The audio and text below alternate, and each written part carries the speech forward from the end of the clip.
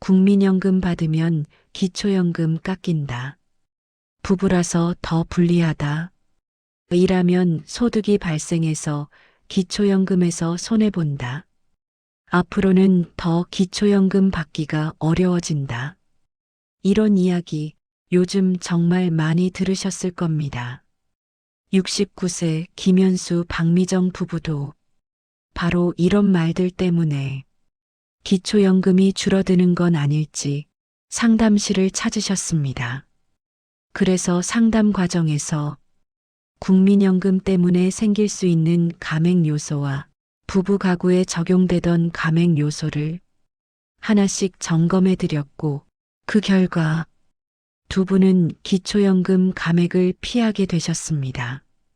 특히 2026년부터는 국민연금과 연계된 감액 기준과 부부라는 이유로 분리했던 구조가 함께 바뀌게 됩니다.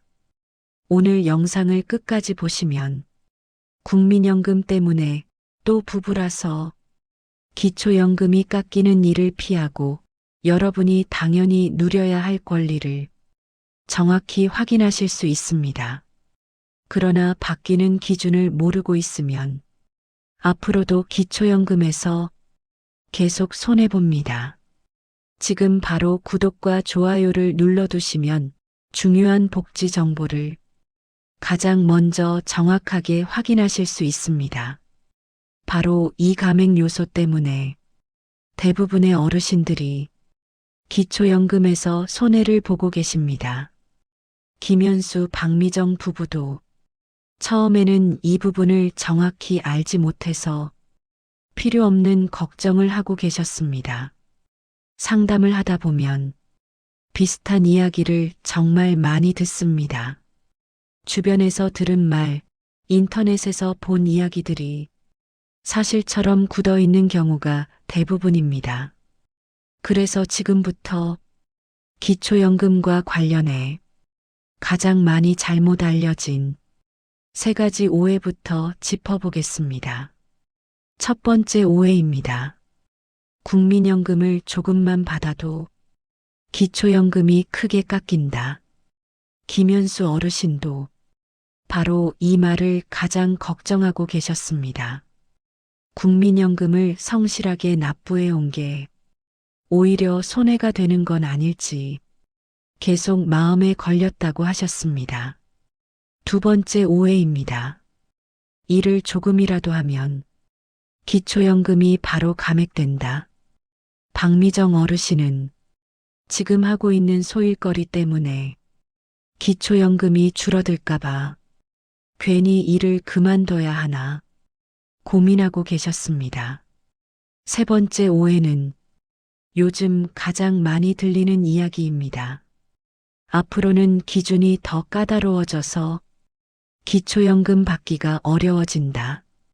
이 말 때문에 지금보다 나중이 더 불리해지는 건 아닐지, 괜히 신청했다가 탈락하는 건 아닐지 불안이 더 커진 분들도 많습니다. 하지만 이 세 가지 오해에는 공통점이 하나 있습니다. 기초연금이 어떤 기준으로 어디에서 왜 감액되는지를 정확히 알지 못한 상태에서 이야기만 퍼지고 있다는 점입니다. 이 구조를 모르면 앞으로도 기초연금에서 계속 손해보게 됩니다. 정답부터 말씀드리겠습니다. 기초연금 감액은 일을 해서 생기는 문제가 아닙니다. 많은 분들이 일을 하면 기초연금이 깎인다고 알고 계시지만 실제 감액은 전혀 다른 기준에서 시작돼 왔습니다. 감액이 시작되는 진짜 기준은 바로 현재 받고 있는 국민연금 수령액입니다. 기초연금은 지금 일을 하고 있는지 과거에 얼마를 벌었는지를 보지 않았습니다. 오직 매달 받고 있는 국민연금 금액이 어느 기준선을 넘느냐로 감액 여부를 판단해 왔습니다. 그래서 일을 하지 않아도 국민연금을 조금 더 받는 분은 감액 대상이 될 수 있었고, 반대로 일을 하고 있어도 국민연금 수령액이 기준선 아래라면 감액 없이 받을 수 있었습니다. 이 구조를 모르면 사람들은 일이 문제라고 착각하고 국민연금 자체가 불리하다고 오해하게 됩니다. 하지만 실제 문제는 일도 아니고 국민연금도 아니라 감액이 시작되는 그 기준선에 있었습니다. 바로 이 기준선 때문에 많은 분들이 본인 상황을 잘못 판단했고 괜히 불안해하거나 괜히 포기하는 선택을 하게 됐습니다. 그래서 2026년부터 이 기준이 바뀌는 겁니다. 2026년부터는 기초연금 감액 구조가 전반적으로 완화됩니다. 그동안 문제였던 건 국민연금 수령액이 일정 기준을 넘으면 바로 감액이 시작되는 구조였습니다. 이 기준이 낮게 설정돼 있었기 때문에 국민연금을 성실하게 납부한 중간 수준 수급자들이 가장 많이 불리해졌습니다. 2026년부터는 이 감액이 시작되는 기준이 지금보다 위로 조정됩니다. 즉, 국민연금을 어느 정도 받고 있어도 바로 기초연금이 깎이지 않도록 구조가 바뀌는 겁니다. 그리고 중요한 변화가 하나 더 있습니다.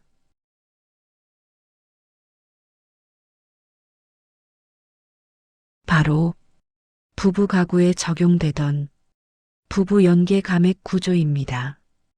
그동안은 부부가 각각 연금을 받고 있으면 부부라는 이유만으로 기초연금이 추가로 줄어드는 구조가 적용됐습니다.